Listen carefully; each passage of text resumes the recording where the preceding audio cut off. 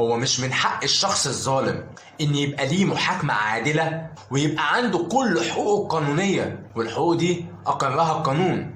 والقانون هنا ما فرقش ما بين الظالم والمظلوم، هو قال لك اي شخص هيتم تقديمه للمحاكمة من حقه شوية حاجات، من حقه انه يتحاكم بالطريقة العادلة، وهنا ملناش دعوة هو ظالم ولا مظلوم. يعني انا كمحامي قدام المحكمة من حقي ان اتأكد ان الشخص ده ايا كان هو ظالم او مظلوم المحكمة اتخذت كافة الإجراءات القانونية تجاهه، وكده يبقى تقدم لمحاكمة عادلة. احنا كده لغاية دلوقتي ما اتكلمناش في حقه وما اتكلمناش هل فعلا هو ظالم ولا مظلوم، بس أنا ببين لك جزء من الواقع، ببين لك جزء من الحقيقة. وأقول تاني هو من حقه كشخص طبيعي إن يتقدم لمحاكمة عادلة.